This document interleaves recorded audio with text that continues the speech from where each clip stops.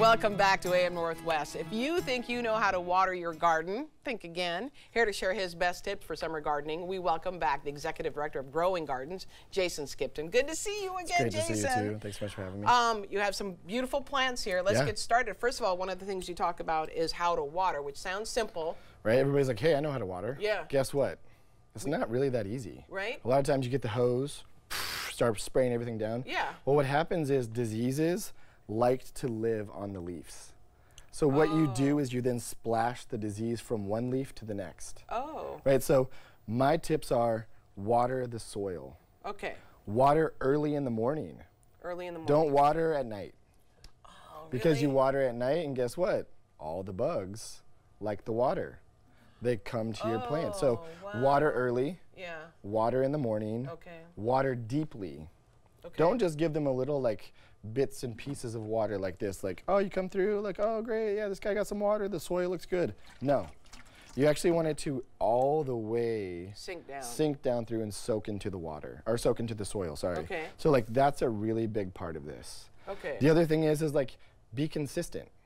Don't all of a sudden water one day and then 10 days later when you're like, oh, my plant's wilted and looks terrible. I need to give it a bunch of water. You can't bring it back. No, because then it's stressed. Okay. Now you've stressed your plant and it's pest I've been stressing my plants for a long time. So you've given them too little water or too much water, right? Yeah. So that's the thing. We all think like, oh, watering's fine. Yeah. I know how to do that. Think again. Okay. Take your time. Be deliberate. Water in the morning. Okay. Gotcha. Water deep. The other thing that I really love is drip irrigation. Yeah. Right? We have busy schedules. You're going to forget, hey, it's not on my calendar. Guess what? It doesn't exist. Right. So I didn't water my plants. We have phones for a reason to help us. This is an automatic drip irrigation timer. Oh. You set it up to your nozzle, you put it up to the hose, and then you use a drip system, which is basically just hoses, and then valves that then automatically, through a timer, turn on and water when you want them to. So 5 o'clock in the morning, 6 o'clock in the morning. This is going to save you a lot of time, but also produce really healthy plants. Great idea. Right? Great idea. So think about that. There's all different kinds of models. You know, you have hand wands. You have these, which I'm not a huge fan of, overhead watering.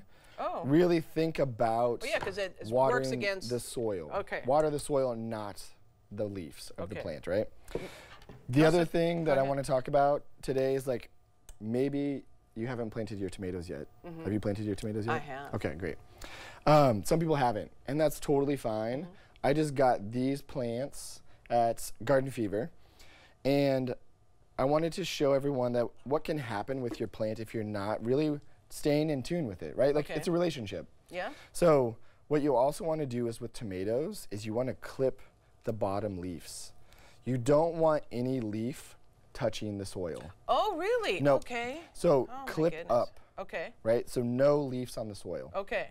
The other thing, since I just bought this, it has flowers. Yeah. So this plant is stressed. It's trying to reproduce. That's its goal, right? It's going to produce fruit. So the idea is that you need to clip off these flowers so that it focuses on developing root and then leaf production, not flower production. So we'll take a look at this guy. This guy's been in the pot a while. Yeah. He's already put on fruit. Oh, wow. Okay. Some people might be like, oh, this one's a waste. All we have to do is go through here, clip off the fruit, clip off the flowers. Okay. You could even, if you wanted to, I'm going to do something drastic here, clip here. And now this guy's ready to go. This feels kind of brutal. Right? Like this is bad, but this is going to create more growth and actually a better plant later on the road. Making it stronger. Yeah, you're helping it, not hurting it. Same thing here. The pepper, right? This pepper is ready and it's actually already starting to set fruit.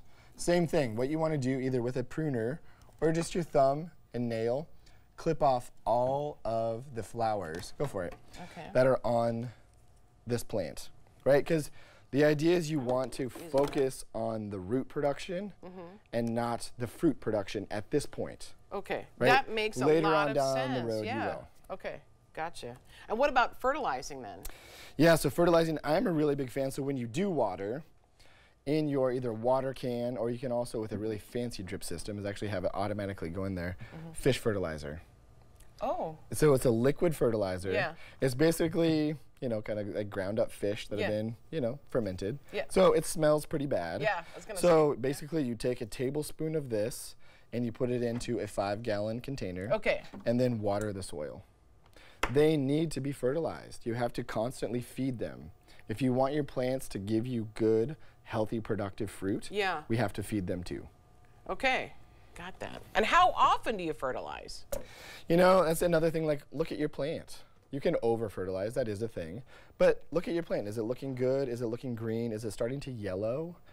That might be too much water. Yeah, because I was going to say that's usually the case as well. Right, is there too much water? Okay. I would say for fertilizing, I would say like at least once a month. Give them once a month feeding. At least once a month. Totally fine. Okay. If you have any other fruiting, if you have raspberries, if you have strawberries, right? Yeah. You can use this as well. You can also put it on tomatoes as well, not a problem. So this is a powder, and so basically a half a cup will serve like 20 square feet. So you just take the powder and then basically dust it around on the soil, and then water it in. One time you were on, you talked about eggshells and grinding them down. What was that for? That's calcium.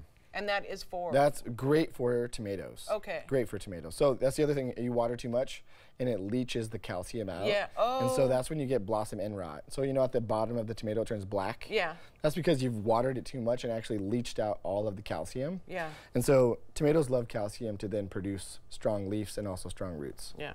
All good tips, Jason. Got to check these out. This will save you so much time. Drip irrigation Drip irrigation, you got it. Right, which then goes to all of your plants with the timer.